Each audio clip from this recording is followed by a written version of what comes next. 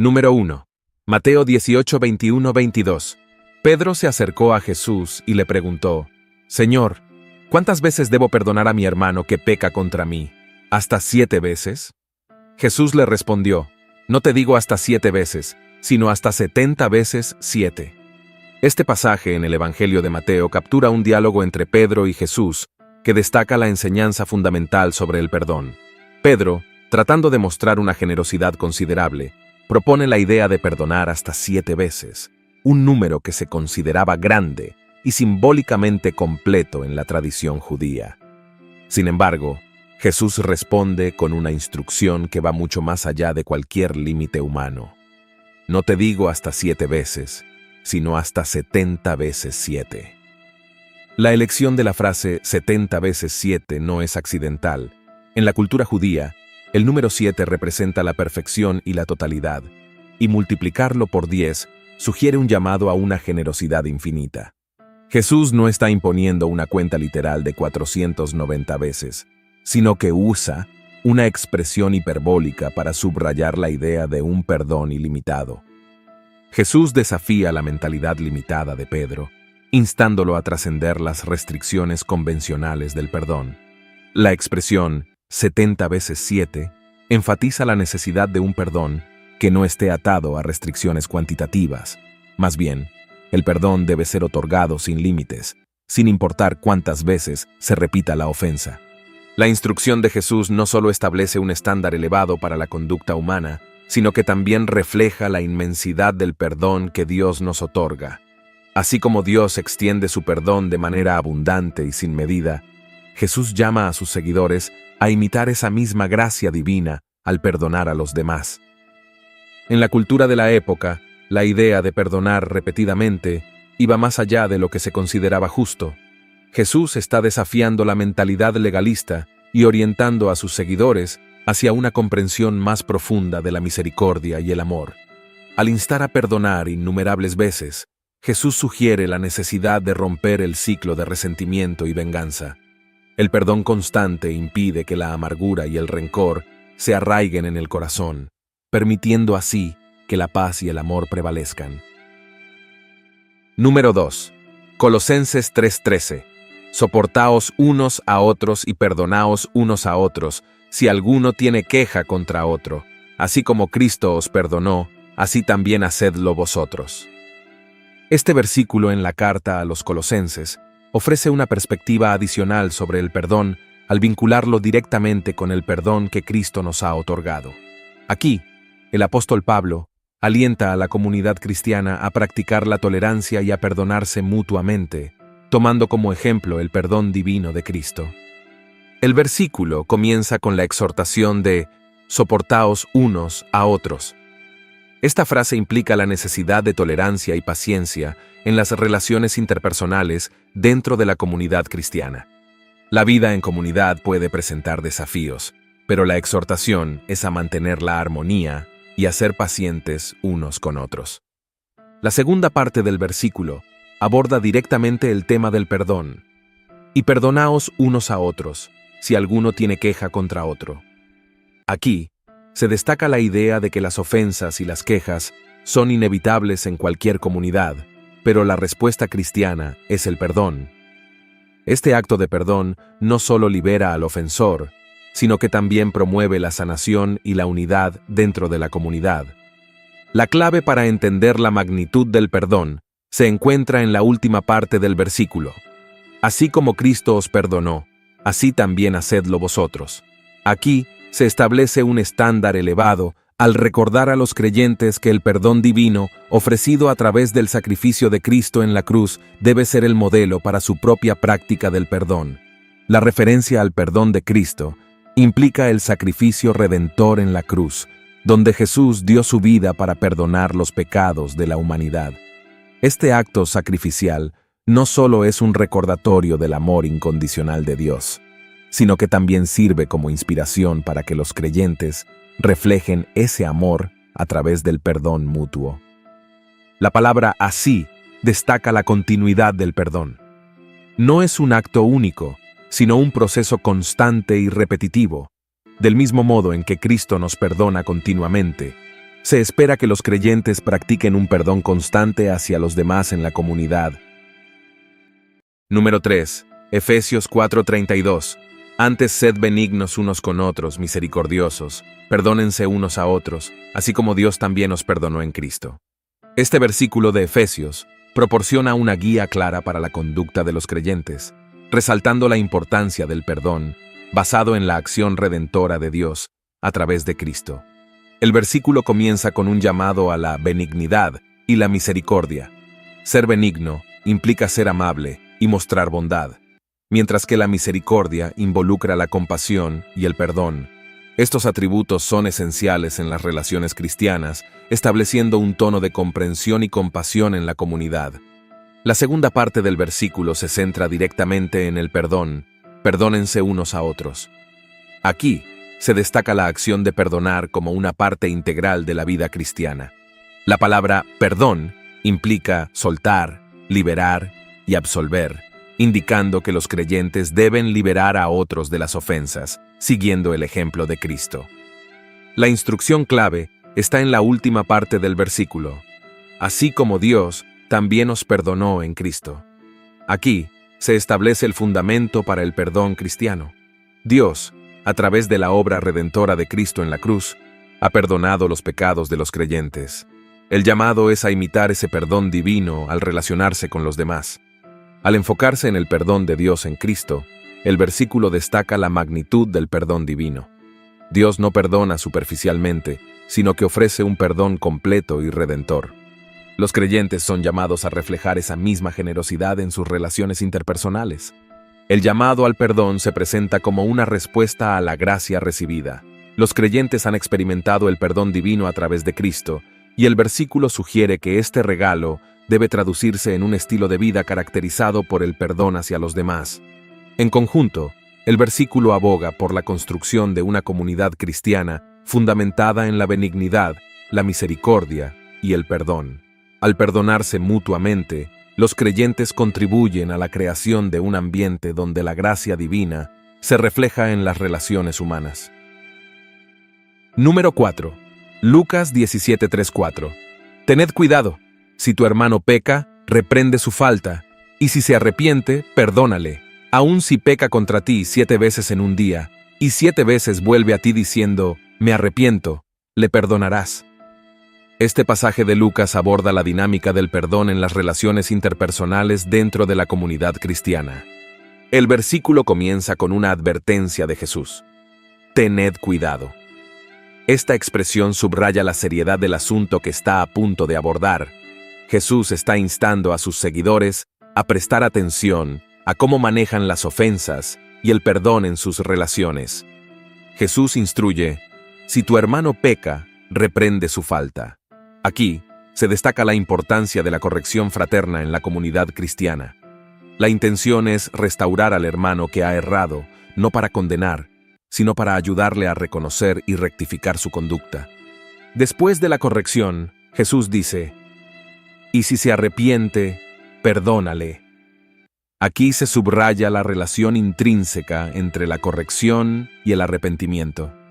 El perdón no es unilateral, implica una respuesta genuina de arrepentimiento por parte del ofensor. Jesús lleva la enseñanza un paso más allá, al ilustrar la generosidad del perdón. Aun si peca contra ti 7 veces en un día, y 7 veces vuelve a ti diciendo, me arrepiento, le perdonarás. La repetición del número 7 enfatiza la idea de una generosidad ilimitada en el perdón. La situación hipotética de que alguien peque contra ti 7 veces en un día resalta el desafío de perdonar repetidamente.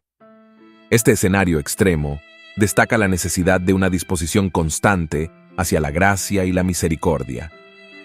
En este pasaje, Jesús está presentando a sus seguidores un modelo de perdón que refleja la paciencia y la disposición de Dios para perdonarnos repetidamente cuando nos arrepentimos. Al instruir a perdonar 7 veces, Jesús sugiere una actitud constante de perdón que imita el amor divino. El propósito final del perdón en este contexto es la restauración y la reconciliación dentro de la comunidad. La corrección, el arrepentimiento y el perdón están destinados a construir y mantener relaciones saludables entre los creyentes. Número 5. Proverbios 19:11. La prudencia del hombre le hace paciente, y su gloria es pasar por alto una ofensa. Este versículo en el libro de Proverbios ofrece una perspectiva sabia sobre la paciencia y la capacidad de pasar por alto las ofensas, resaltando la relación entre la prudencia y la gloria, que proviene de no responder impulsivamente ante las provocaciones. El versículo comienza con la afirmación de que la prudencia del hombre le hace paciente. Aquí, la prudencia se presenta como una cualidad valiosa que lleva a la paciencia. La persona sabia y reflexiva no reacciona impulsivamente ante las provocaciones, sino que muestra paciencia en su respuesta. La segunda parte del versículo declara que su gloria es pasar por alto una ofensa.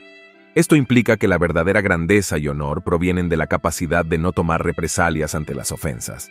En lugar de buscar venganza o confrontación, la gloria del individuo radica en la habilidad de pasar por alto la ofensa. La conexión entre prudencia y paciencia sugiere que la paciencia no es simplemente una respuesta pasiva, sino una elección consciente basada en la sabiduría.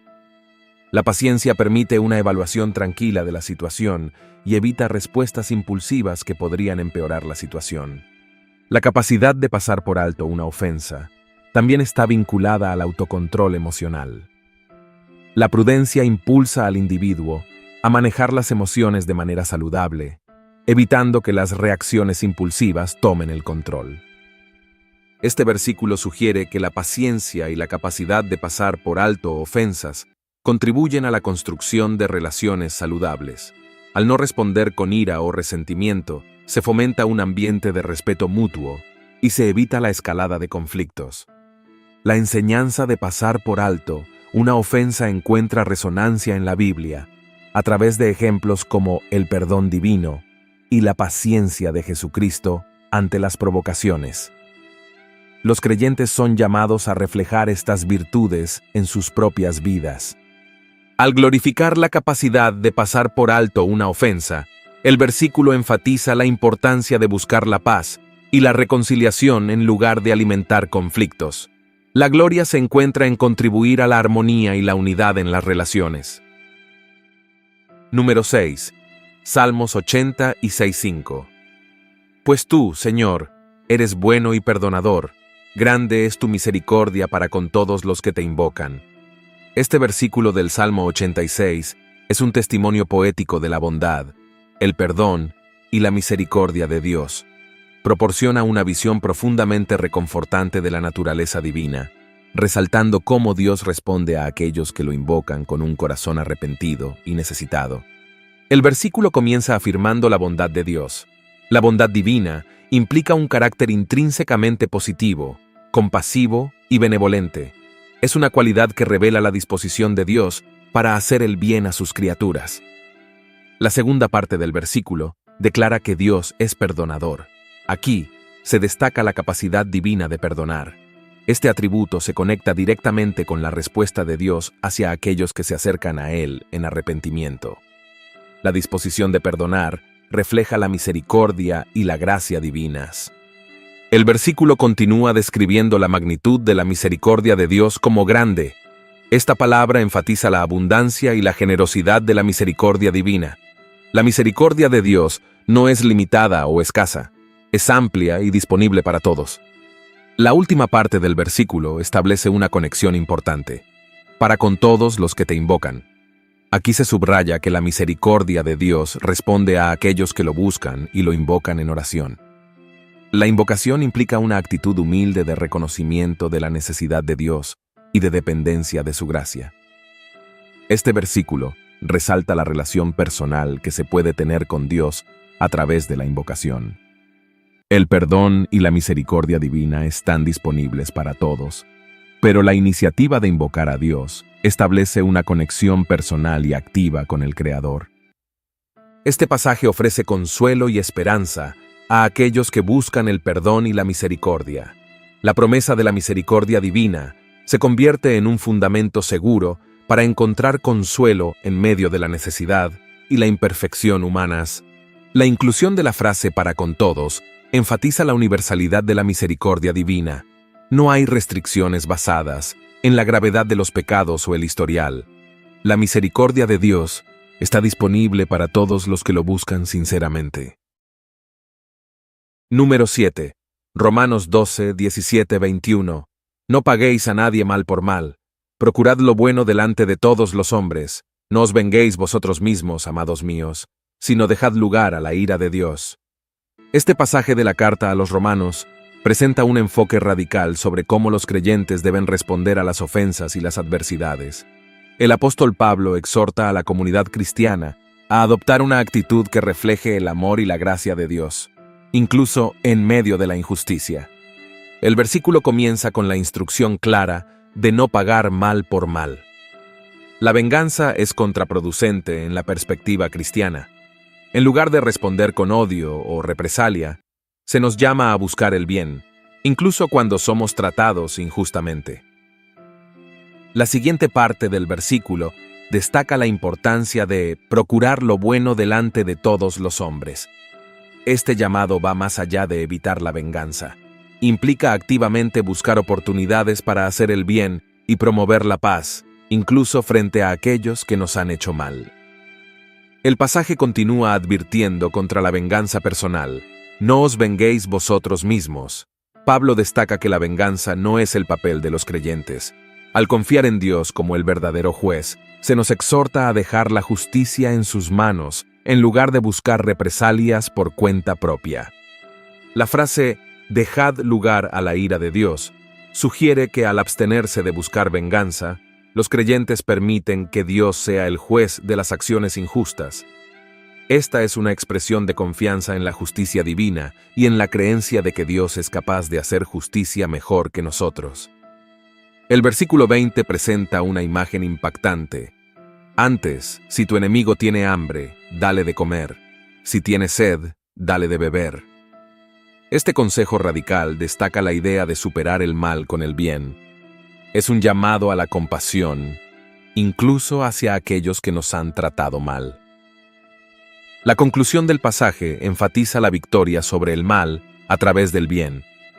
No seas vencido por el mal, sino vence con el bien el mal. Aquí se presenta la idea de que responder al mal con bondad y amor es una forma poderosa de vencer la maldad y cultivar la paz. Este pasaje refleja el ejemplo de Jesucristo, quien, en medio de la persecución y el sufrimiento, no buscó venganza, sino que respondió con amor y perdón. Los creyentes son llamados a imitar este modelo en sus propias vidas. Número 8. Mateo 6, 14, 15. Porque si perdonáis a los hombres sus ofensas, os perdonará también a vosotros vuestro Padre Celestial, pero si no perdonáis a los hombres, tampoco vuestro Padre os perdonará vuestras ofensas.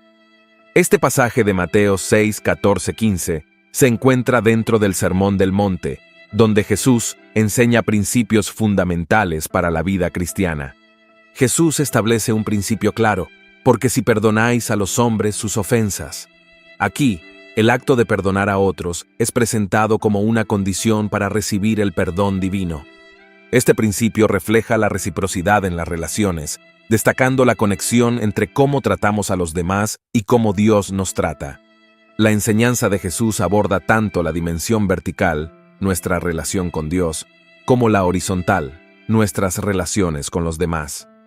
La idea es que el perdón experimentado y demostrado en nuestras relaciones humanas está vinculado al perdón que recibimos de Dios.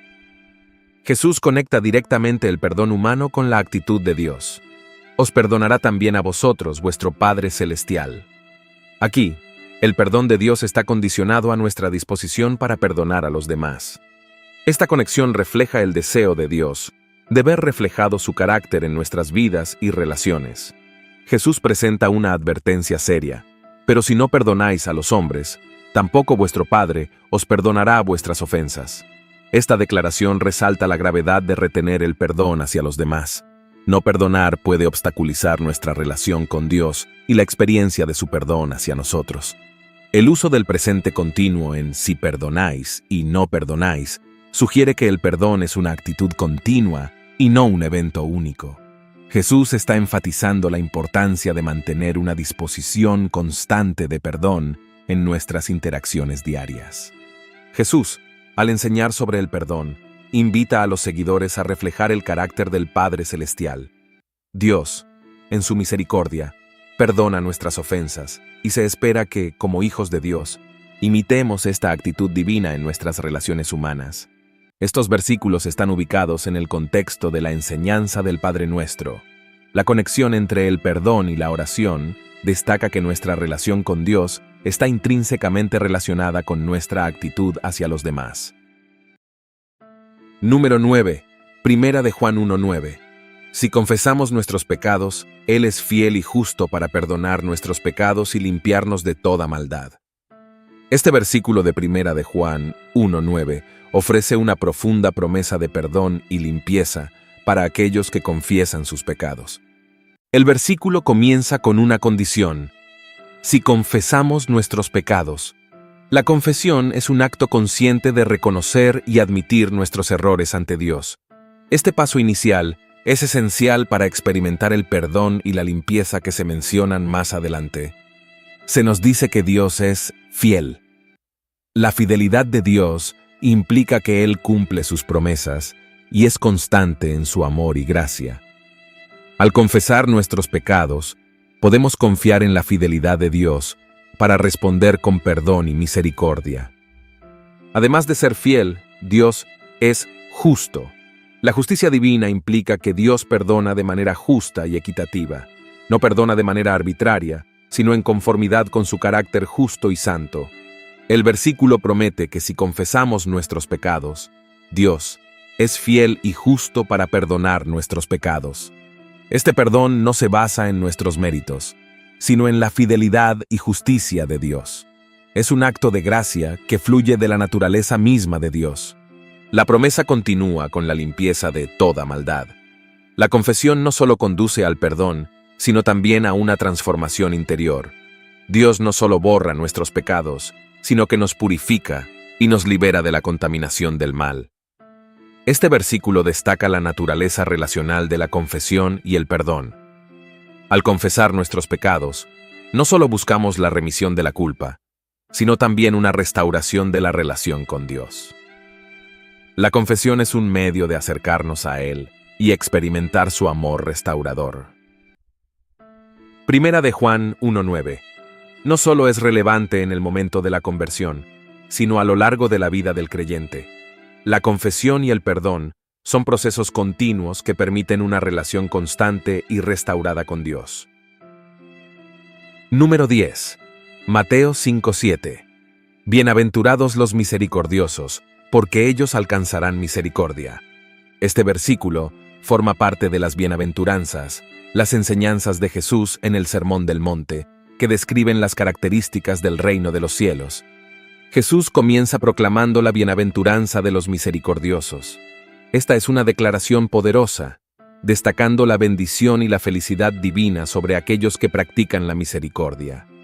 La misericordia es más que un acto, es una disposición de corazón que busca compasión y perdón hacia los demás. La bienaventuranza no es solo un estado de ser, sino un llamado a la acción. Ser misericordioso implica mostrar compasión práctica, perdonar a aquellos que nos han ofendido y tratar a los demás con amabilidad y comprensión, independientemente de sus acciones. La segunda parte del versículo establece un principio profundo: porque ellos alcanzarán misericordia. Este principio refleja la reciprocidad divina. Aquellos que son misericordiosos experimentarán la misericordia de Dios en sus propias vidas. La actitud que mostramos hacia los demás tiene un impacto directo en cómo experimentamos la gracia divina. Este versículo resalta la importancia de la misericordia como un valor central en el reino de los cielos. La disposición de mostrar misericordia no solo es un acto aislado, sino una actitud continua que refleja la naturaleza de Dios y su deseo de reconciliación y restauración. Ser misericordioso se opone directamente a la venganza y al deseo de represalia. En lugar de buscar la retribución, los misericordiosos buscan la restauración y el bienestar de los demás. Este enfoque contrasta con las actitudes típicas del mundo, y refleja la radicalidad del amor de Cristo. Practicar la misericordia también es un indicador de crecimiento espiritual. A medida que los creyentes se sumergen en la misericordia, se asemejan más a la imagen de Cristo y participan activamente en la extensión del reino de los cielos en la tierra. Jesús enseña este principio basándose en el modelo de la misericordia de Dios. Al vivir una vida misericordiosa, los seguidores de Cristo reflejan la naturaleza divina y participan en la obra redentora de Dios en el mundo. Número 11. Lucas 6:36. Sed pues misericordiosos, como también vuestro Padre es misericordioso. Este versículo de Lucas 6:36 presenta una enseñanza directa de Jesús sobre la importancia de la misericordia en la vida de los seguidores de Cristo. Jesús comienza con una clara exhortación. Sed, pues, misericordiosos. Esta no es una sugerencia, sino una llamada directa a la acción. Los seguidores de Jesús son instados a adoptar la actitud y práctica de la misericordia en sus vidas diarias. La segunda parte del versículo establece el estándar de referencia, como también vuestro Padre es misericordioso. Jesús presenta a Dios como el modelo supremo de misericordia. Los creyentes deben buscar imitar la compasión y el perdón divino en sus interacciones con los demás. Al afirmar que Dios es misericordioso, Jesús destaca un atributo fundamental del carácter divino. La misericordia de Dios implica compasión, perdón y gracia. Este atributo se encuentra a lo largo de toda la Escritura y es central en la obra redentora de Dios. La instrucción de ser misericordiosos apunta a la imitación del carácter de Dios.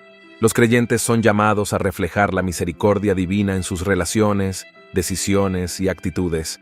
Este llamado va más allá de acciones específicas. Implica una transformación del corazón para ser como el Padre Celestial. Ser misericordioso no se limita a sentir compasión. Implica actuar en consecuencia. Esto incluye perdonar a aquellos que nos han ofendido, mostrar compasión hacia los necesitados y tratar a los demás con bondad y paciencia. La misericordia se manifiesta en acciones concretas. El llamado a la misericordia no es temporal, es constante. Jesús está instando a una actitud continua de compasión y perdón. La misericordia no es solo una respuesta a situaciones específicas, sino un estilo de vida arraigado en la relación con Dios. La práctica de la misericordia se convierte en un testimonio poderoso del amor de Dios en la vida de los creyentes. Mientras imitan la misericordia divina, los seguidores de Cristo son instrumentos para revelar la gracia de Dios al mundo. Número 12. Efesios 1:7. En Él tenemos redención mediante su sangre, el perdón de nuestros pecados, según las riquezas de su gracia. Este versículo en Efesios encapsula un mensaje central del Evangelio, enfocándose en la obra redentora de Jesucristo y el perdón de los pecados a través de la gracia divina. El versículo comienza declarando que en Él tenemos redención. El en Él se refiere a Jesucristo. La redención implica ser liberado o rescatado del pecado y sus consecuencias. Aquí, la redención se presenta como una realidad que se experimenta en relación con Cristo. Se especifica que la redención se lleva a cabo mediante su sangre. Este lenguaje apunta directamente al sacrificio de Jesucristo en la cruz, donde derramó su sangre como el precio para redimir a la humanidad. La muerte de Cristo se presenta como el acto supremo de amor y redención. Una consecuencia directa de la redención es el perdón de nuestros pecados. La redención no solo nos libera del pecado, sino que también resulta en el perdón completo de nuestras transgresiones. Este perdón es posible debido al sacrificio expiatorio de Cristo, que cubre todos nuestros pecados. La frase, según las riquezas de su gracia, resalta la dimensión abundante y generosa de la gracia divina. La gracia de Dios no es escasa ni limitada, es rica y plena. La obra redentora y el perdón fluyen en abundancia a través de la gracia ilimitada de Dios. Este versículo establece una conexión intrínseca entre la redención, la sangre de Cristo y el perdón de pecados. La redención no es abstracta ni teórica, es un acto concreto que implica el derramamiento de la sangre de Cristo, y culmina en el perdón liberador. La expresión «en Él tenemos» resalta la participación personal del creyente en esta realidad. La redención, el perdón y la gracia no son meramente conceptos teológicos, sino experiencias vividas por aquellos que están en una relación personal con Jesucristo. Este versículo establece la base para entender que la gracia de Dios no es un evento único, sino una corriente continua que fluye hacia aquellos que están en Cristo. La redención y el perdón son accesibles y efectivos en todo momento a través de la gracia de Dios. Número 13. Isaías 1:18.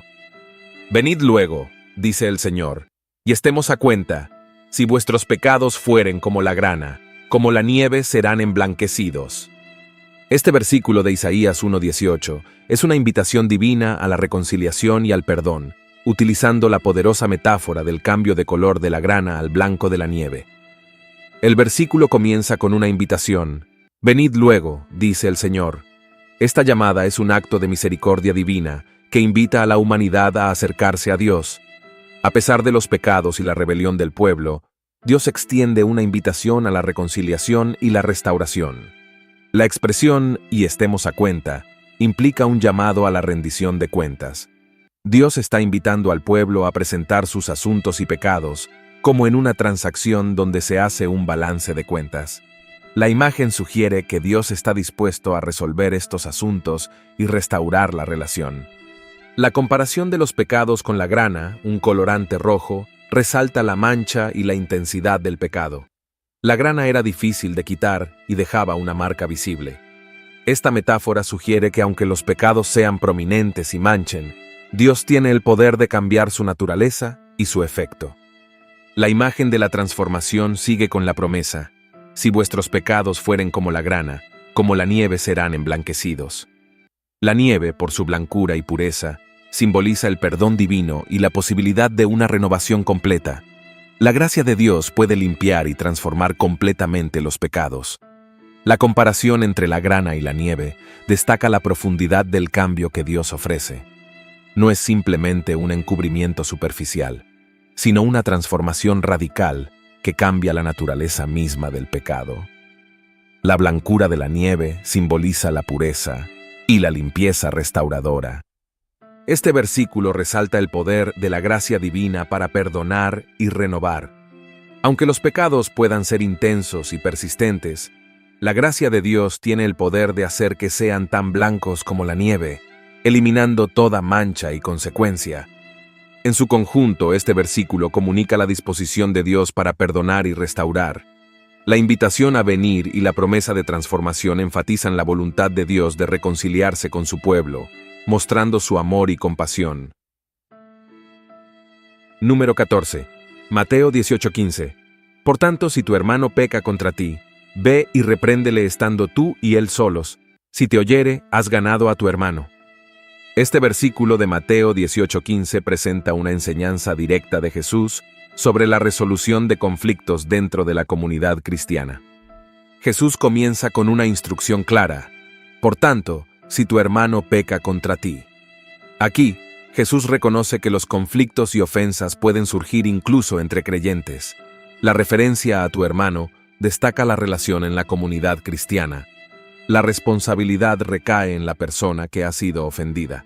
Jesús dice: ve y repréndele estando tú y él solos. La resolución del conflicto comienza con la iniciativa personal de la parte agraviada. La privacidad del encuentro sugiere la importancia de abordar el problema directamente y en un ambiente que fomente la sinceridad y la reconciliación. La palabra repréndele no implica simplemente señalar un error, sino corregir con la intención de restaurar y edificar. La meta no es humillar, sino ganar al hermano. La corrección constructiva busca el bienestar espiritual y la reconciliación más que la condena.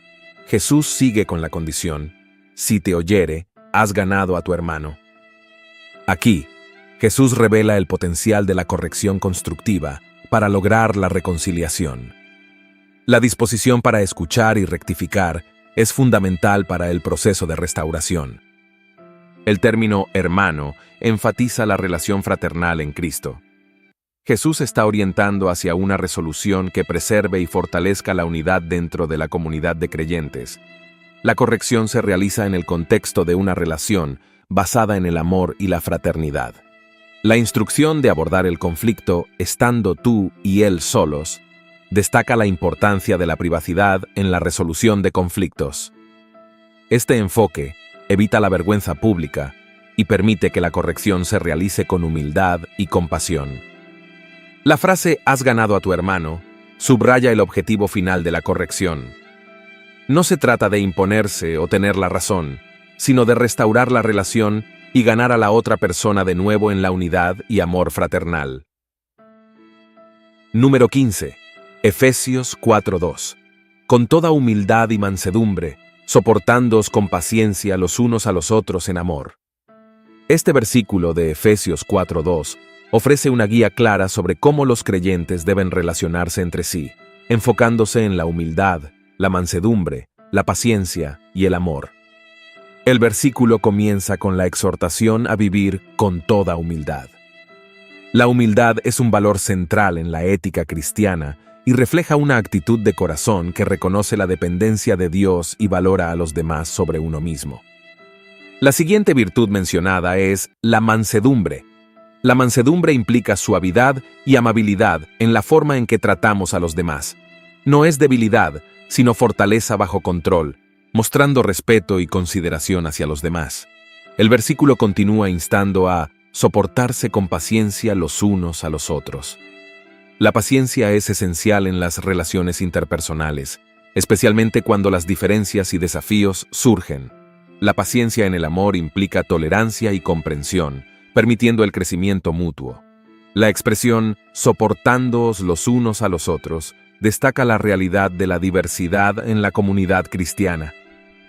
Cada miembro tiene sus propias fortalezas y debilidades, y la capacidad de soportarse mutuamente contribuye a la unidad en la diversidad. La frase final enfatiza que todas estas virtudes deben practicarse en amor. El amor es el fundamento y el motor de todas las otras cualidades mencionadas. La humildad, mansedumbre y paciencia deben expresarse dentro del contexto del amor cristiano, que busca el bienestar y la edificación del prójimo. Este versículo refleja la enseñanza bíblica más amplia sobre la imitación de Cristo. Jesús mismo fue humilde y manso, y su paciencia y amor fueron evidentes en su trato con los demás. Los creyentes son llamados a reflejar estas mismas virtudes en sus relaciones diarias. La elección de palabras como soportándoos y con paciencia sugiere una actitud proactiva hacia la relación con los demás. No se trata simplemente de tolerar, sino de buscar activamente la paciencia, la humildad y la mansedumbre en nuestras interacciones cotidianas. Número 16.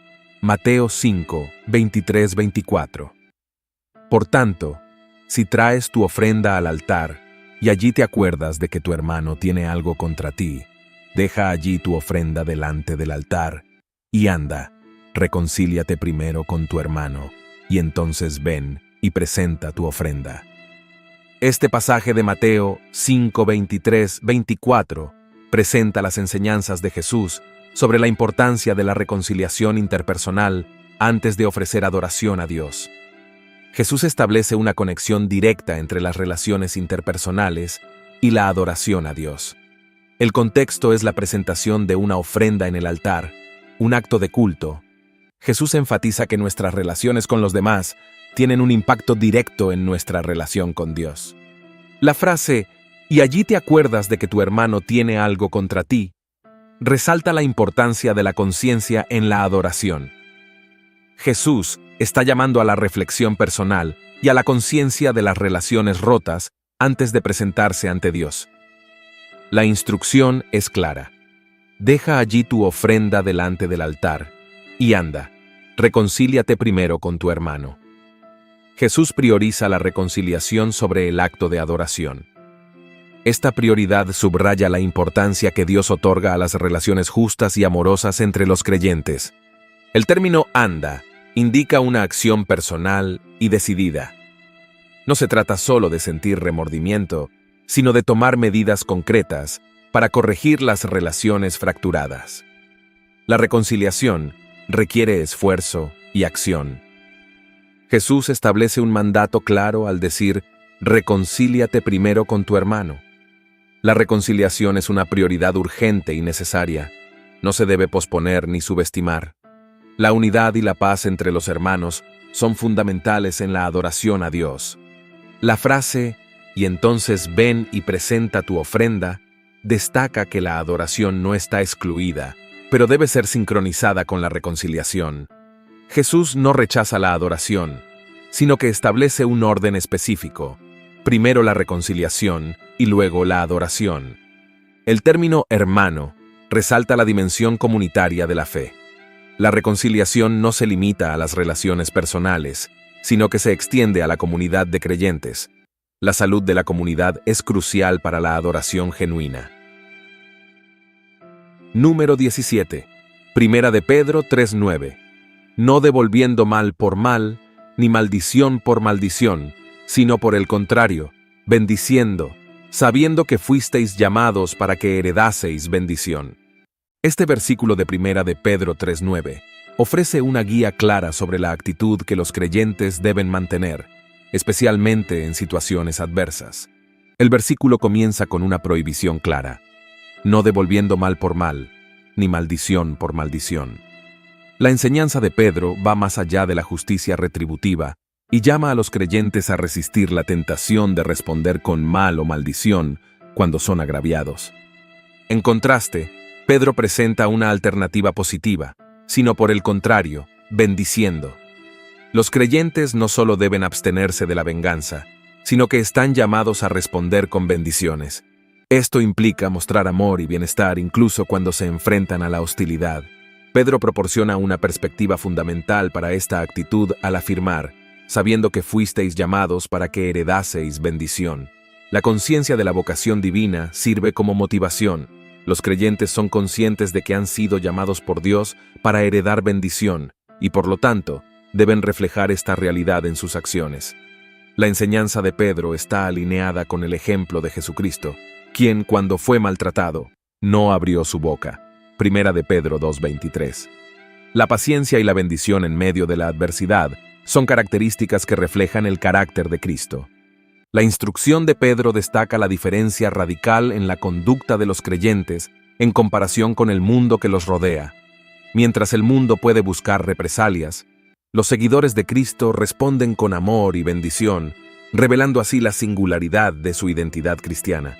El término heredar bendición implica recibir una herencia divina. Los creyentes no solo están llamados a bendecir en respuesta a las adversidades, sino que también son destinatarios de la bendición divina. Esta herencia no solo es futura, sino que también se experimenta en la medida en que reflejan la gracia y el amor de Dios en sus vidas. Este versículo apunta a la transformación de las relaciones humanas a través de la influencia del Evangelio.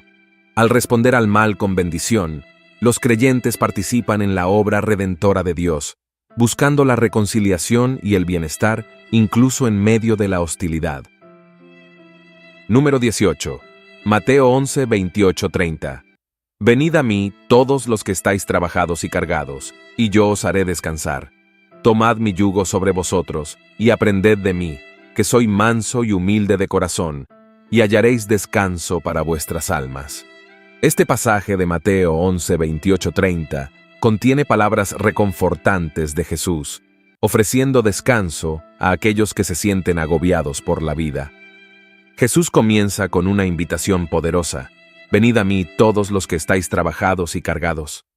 Esta invitación se extiende a aquellos que llevan cargas pesadas, tanto físicas como emocionales. Jesús se presenta como el refugio para aquellos que están cansados y agobiados. La promesa de Jesús es clara: y yo os haré descansar. Aquí, descanso no se refiere solo al alivio físico, sino también a la paz interior y el consuelo espiritual. Jesús ofrece un descanso que va más allá de la fatiga física, alcanzando el alma y el espíritu.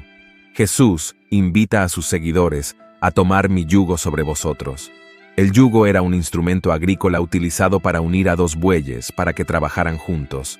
En este contexto, el yugo de Jesús representa su enseñanza y liderazgo. Tomar su yugo implica someterse a su autoridad y aprender de él. Jesús añade, «Y aprended de mí, que soy manso y humilde de corazón». Aquí, la lección clave es la mansedumbre y humildad. Aprender de Jesús implica adoptar su actitud humilde y someterse a su enseñanza. La mansedumbre y la humildad son virtudes fundamentales en el reino de Dios. La descripción de Jesús como manso y humilde de corazón destaca su carácter divino. Jesús no solo enseña la mansedumbre y humildad, sino que las encarna en su propia vida. Este llamado va más allá de la mera obediencia externa. Implica una transformación interna del corazón. La promesa culmina con un resultado significativo: «Y hallaréis descanso para vuestras almas». El descanso espiritual y la paz interna son el fruto de someterse a Jesús y aprender de él. Esta promesa resuena con la idea de que el verdadero descanso proviene de una relación íntima con Cristo. Jesús dirige su llamado a todos: «Venid a mí todos». No hay restricciones basadas en el estatus, el pecado o la situación. La invitación es universal, abierta a todos los que buscan encontrar descanso genuino en Cristo. Número 19. Gálatas 6:1. Hermanos, si alguno fuere sorprendido en alguna falta, vosotros que sois espirituales, restauradle con espíritu de mansedumbre, considerándote a ti mismo, no sea que tú también seas tentado.